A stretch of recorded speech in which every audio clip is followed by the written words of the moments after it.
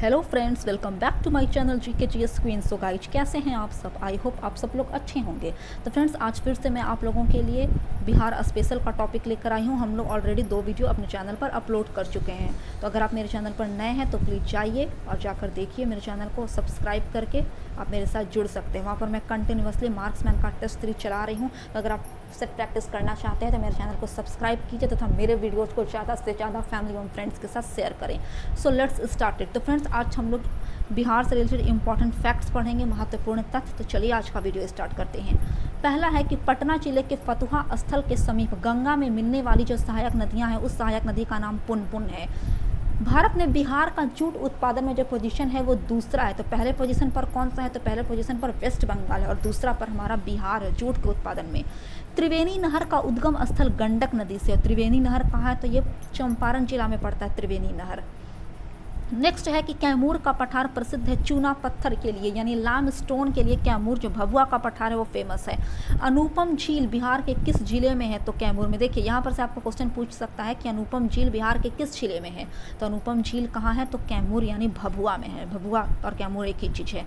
बिहार का सबसे बड़ा वन्य जीव अभ्यारण्य है कैमूर वन्य जीव अभ्यारण्य। बिहार का अगर कुल भौगोलिक क्षेत्रफल की बात करें तो 94,163 वर्ग किलोमीटर इसका कुल भौगोलिक क्षेत्रफल है। बिहार की सोमेश्वर पर्वत श्रेणी का निर्माण हुआ है कौन से एज में? तो प्लीस्टोसिन एज में, प्लीस्टोसिन काल में। बिहार में राष्ट्रीय राजमार्गों की कुल लंबाई सड़क परिवहन और राजमार्ग मंत्रालय भारत सरकार के अनुसार 5,358 किलोमीटर है, जबकि बिहार आर्थिक समीक्षा के अकॉर्डिंग 4,917 किलोमीटर है। चलिए, छोटा नागपुर के जंगल की मुख्यतः जो वनस्पतियां हैं वो किस प्रकार की हैं? तो पर्णपाती वनस्पति पाई जाती हैं। गौतम बुद्ध वन्य जीव अभ्यारण्य और राष्ट्रीय उद्यान कहाँ है बिहार में? तो बिहार के गया जिले में सिचुएटेड है।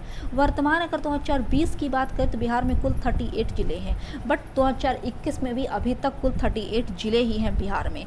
बिहार की जो मुख्य खाद्यान्न फसल है वो 3 है, चावल, गेहूँ तथा मक्का। बट अगर ये तीनों आपके ऑप्शन में दिया रहा है तो पहला आपको कौन सा टिक लगाना है? तो पहला पोजीशन पर आपका चावल ही होगा।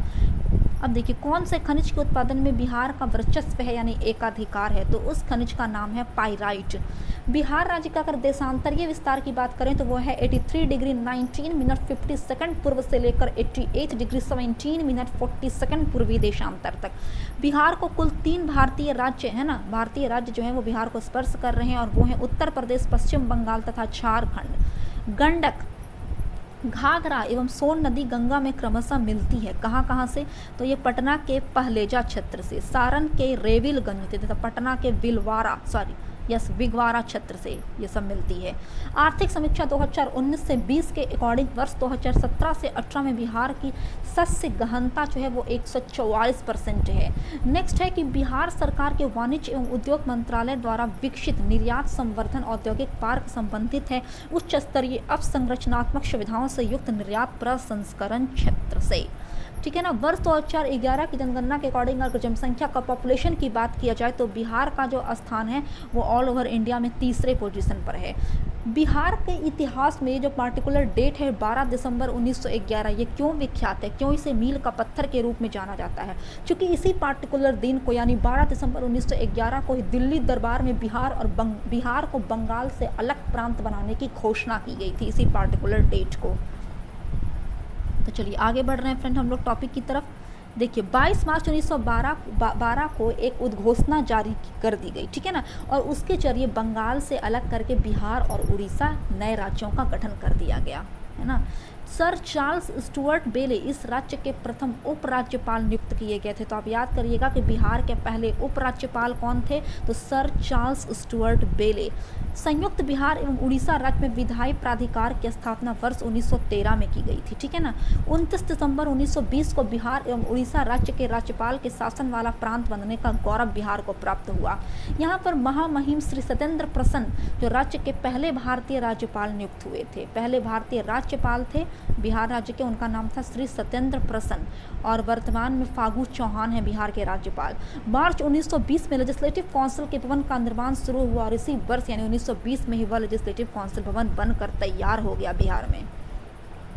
नेक्स्ट, संयुक्त बिहार एवं उड़ीसा राज्य के जो अंतिम राज्यपाल थे ना, जब बिहार और उड़ीसा एक साथ था तो उसके अंतिम राज्यपाल का नाम था sir James David Sifton. Government of India Act 1935 के तहत 22 से 29 जनवरी 1937 की अवधि में बिहार विधानसभा के चुनाव संपन्न करवाए गए थे, ठीक है ना। और 20 जुलाई 1937 को डॉक्टर श्री कृष्ण सिन्हा के नेतृत्व में पहला सरकार गठित किया गया था। परंतु क्या हुआ कि 22 जुलाई 1937 को विधानमंडल का पहला अधिवेशन हुआ, ठीक है। आप ध्यान से सुनिएगा कि 20 जुलाई 1937 को डॉक्टर श्री कृष्ण सिन्हा के नेतृत्व में पहला सरकार बिहार में गठित हुआ, ठीक है ना। और उसके 2 दिन बाद यानी 22 जुलाई 1937 को विधानमंडल का पहला अधिवेशन होता है बिहार में।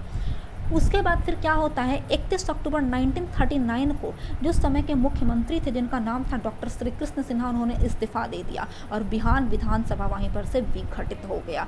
तो आपकी नॉलेज के लिए बतला दूं कि बिहार के जो पहले मुख्यमंत्री थे, प्रथम मुख्यमंत्री थे, वे कौन थे, तो डॉक्टर श्री कृष्ण सिन्हा जी। ये बीपीएससी में पूछा हुआ क्वेश्चन है, बीपीएससी में, कि बिहार के पहले मुख्यमंत्री कौन थे, तो डॉक्टर श्री कृष्ण सिन्हा। यहाँ से हम लोग बिहार के प्रमुख जल प्रपात यानी वाटरफॉल की तरफ बढ़ रहे हैं। तो नाम है यहाँ पर तलहार कुंड, जो कैमूर यानी भभुआ जिला में सिचुएटेड है, तलहार कुंड। और उसकी एडवांटेज यानी विशेषता क्या है, तो ये दुर्गावती नदी के समीप कैमूर पठार पर स्थित है। इसकी जो हाइट है वो 80 मीटर है। अगर करकटगढ़ का पूछें तो वो भी कैमूर जिला में स्थित है। कैमूर पर्वत श्रृंखला पर उत्तर प्रदेश सीमा के निकट है करकटगढ़ नामक रेनफॉल यानी जलप्रपात। Kakolat, the most important question, पिछले बार भी प्री में ये पूछा गया था कि ककोलत कहाँ है ना। तो ककोलत की अगर बात करते हैं तो वो नवादा जिला में सिचुएटेड है, जो बिहार राज्य का ही नवादा जिला है। और इसकी हाइट की अगर बात करें तो काफ़ी ऊंची हाइट है ककोलत की, तकरीबन 150 से 160 फीट ऊंचा है ककोलत का जलप्रपात। तुतला प्रपात सासाराम में है, जो तुतला भवानी मंदिर के पास है। मजहर कुंड भी सासाराम में है, जो ताराचंदी के पास है। तथा धुआं कुंड भी सासाराम में है, जो मजहर कुंड के निकट धोबा नदी पर 30 मीटर ऊंचा है धुआं कुंड। यहाँ से हम लोग महत्वपूर्ण जल कुंड की बात करेंगे जो बिहार में सिचुएटेड। तो सबसे इंपॉर्टेंट जो जल कुंड है वो ब्रह्मा कुंड, जो राजगीर में सिचुएटेड, और सबसे अधिक गर्म पानी इसी जल कुंड ब्रह्मा कुंड से निकलती है। सप्तधारा राजगीर में है। सूर्य कुंड, मकदुम खंड, ये सब राजगीर में है। ऋषि कुंड, सीता कुंड, लक्ष्मण कुंड, रामेश्वर कुंड, ये चारों मुंगेर में सिचुएटेड हैं। आप याद कर लीजिए, बिल्कुल स्कैन कर जाइए अपने दिमाग में। बिहार की मिट्टियाँ की अगर बात करते हैं तो गंगा का उत्तरी मैदान है यहाँ पर, ठीक है ना। तो गंगा के उत्तरी मैदान की मिट्टी यहाँ पर पर्वतीय चूनेदार है, जो पश्चिम चंपारण के उत्तर पश्चिम भाग में सिचुएटेड है। तराई मिट्टी की अगर बात करें तो पश्चिम चंपारण से लेकर किशनगंज तक है। बांगर, जो गंगा की पुरानी कछारी मिट्टी होती है ना, पुरानी जलोढ़ मिट्टी, उसे बांगर कहा जाता है। तो बांगर पूर्णिया तथा सहरसा जिले में सिचुएटेड है। अम्लीय मिट्टी की बात की जाए तो ये दरभंगा, मुजफ्फरपुर में विख्यात है। और अम्लीय मिट्टी को दूसरे नाम से करैल या कैवाल मिट्टी भी कहा जाता है। बलसुंदरी जो है वो पूर्णिया के दक्षिणी भाग से सहरसा, दरभंगा और मुजफ्फरपुर के दक्षिणी भाग तक सारण एवं चंपारण के कुछ पार्ट में बलसुंदरी नामक मिट्टी सिचुएटेड है। खादर मिट्टी की बात करें तो ये नवीन जलोढ़ मिट्टी, ठीक है ना। और गंगा के अब यहाँ पर उत्तरी मैदान हम लोग कवर करके दक्षिणी मैदान में एंट्री कर रहे हैं। तो टाल मिट्टी ये बक्सर से पीर पैंती तक सिचुएटेड है, जो पटना, मुंगेर एवं भागलपुर में इसकी ज़्यादातर अधिकता पाई जाती है टाल मिट्टी की। बलथर मिट्टी की बात करें तो कैमूर पठार, राजमहल की पहाड़ियाँ, छोटा नागपुर के पहाड़ी क्षेत्र के निकट पाई जाती है। और बलथर मिट्टी में ना काफ़ी मात्रा में आयरन पाया जाता है, और इसी की वजह से इसका जो रंग होता है वो लाल हो जाता है, जिसे लैटेराइट मिट्टी भी कहते हैं। लाल बलुई मिट्टी की बात करें तो ये कैमूर एवं रोहतास के पठारी भाग में पाया जाता है। और लाल बलुई मिट्टी में जनरली मोटे अनाज की खेती अच्छे ढंग से की जाती है। तो चलिए फ्रेंड, यहाँ पर से बिहार के कुछ प्रमुख नदी घाटी परियोजनाएं हैं, उसमें देखते हैं। तो देखिए, कोसी जल विद्युत परियोजना जो कोसी नदी पर बनाई गई है, जो बिहार और नेपाल की कोई मतलब संयुक्त परियोजना है। सोन परियोजना की अगर बात करते हैं तो ये सोन नदी पर बनाई गई, जो बिहार राज्य में सिचुएटेड है। गंडक परियोजना गंडक नदी पर बनाई गई, जो बिहार, यूपी तथा नेपाल, ये तीनों को इससे लाभान्वित हो रहे हैं, ये तीनों क्षेत्र। बाण सागर परियोजना जो सोन नदी पर बनाई गई है, इसमें से बिहार, उत्तर प्रदेश और मध्य प्रदेश, ये तीनों राज्य ये बाण सागर परियोजना से लाभान्वित हो रहे हैं। उसी प्रकार से कोसी जल विद्युत परियोजना से भारत और नेपाल इससे लाभान्वित हो रहा है, लाभ उठा रहा है कोसी जल विद्युत परियोजना से। बिहार की जलवायु एवं पर्यावरण की यहाँ से बात करते हैं तो अक्षांशीय विस्तार के आधार पर बिहार की जलवायु है ना वो उपोष्ण जलवायु में स्थित प्रदेश है, ठीक है ना। बिहार के पूर्वी भाग में आर्द्र जलवायु है ना। पूर्वी भाग इधर की जलवायु अगर बोलें तो वो आर्द्र है, तथा पश्चिमी भाग की जलवायु की अगर बात करते हैं तो वो अर्ध शुष्क जलवायु है। बिहार राज्य की जलवायु मानसूनी प्रकार की, यहाँ 3 प्रकार के मौसम पाए जाते हैं। ग्रीष्म ऋतु जो जनरली मार्च से जून तक होता है। वर्षा ऋतु जो अभी ऑलरेडी आ चुका है, जो मध्य जून से मध्य अक्टूबर तक, तथा ठंडे की ऋतु जो मध्य अक्टूबर से फरवरी तक। राज्य में सर्वाधिक जो वर्षा होती है ना, वो दक्षिण पश्चिम मानसून से ही होती है। अगर यहाँ पर जलवायु वर्गीकरण करेंगे कोपेनहेगन के अकॉर्डिंग, तो देखिए कोपेन के जलवायु वर्गीकरण के अनुसार बिहार की जो जलवायु है ना, उसको CWG से प्रदर्शित किया गया है और इसे दो भागों में कैटेगराइज किया गया है। पहला CWA और दूसरा CSA। CWA में कौन कौन से क्षेत्र आते हैं, तो उसमें किशनगंज, पश्चिम चंपारण, जोगबनी, अररिया आदि उत्तरी बिहार के क्षेत्र आ जाते हैं, तथा CSA जलवायु क्षेत्र के अंतर्गत पटना, मुंगेर, गया, जहानाबाद आदि दक्षिणी बिहार के क्षेत्र आते हैं। तो चलिए इसके आगे हम लोग बढ़ रहे हैं। तो यहाँ पर पर्यावरण एवं जलवायु परिवर्तन है। तो बिहार का जो भौगोलिक क्षेत्रफल है वो 94,163 वर्ग किलोमीटर है और ये उपोष्ण क्षेत्र में अवस्थित है। यहाँ नम उपोष्ण जलवायु है।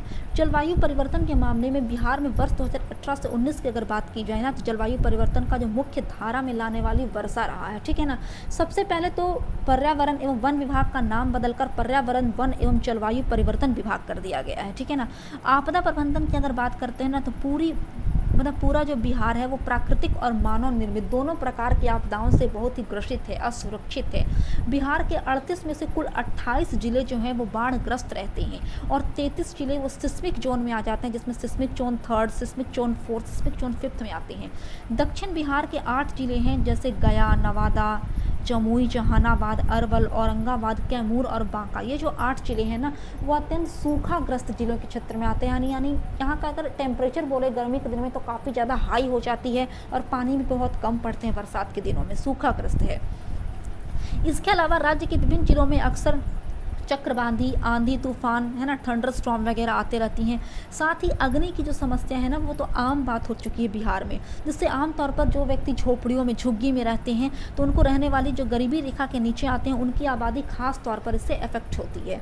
अतः आपदाओं का कुशल प्रबंधन राज्य सरकार के लिए एक बहुत बड़ी चिंता का विषय है।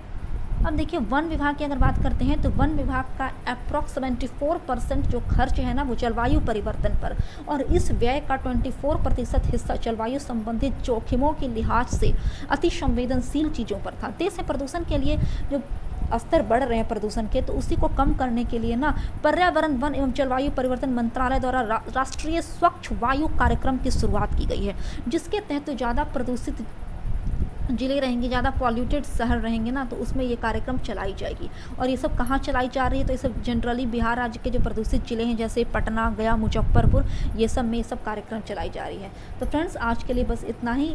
कल हम लोग इससे अलग टॉपिक लेकर आएंगे, जहाँ पर हम लोग बिहार की कृषि के बारे में नॉलेज प्राप्त करेंगे। तो चलिए तब तक के लिए जय हिंद, जय भारत।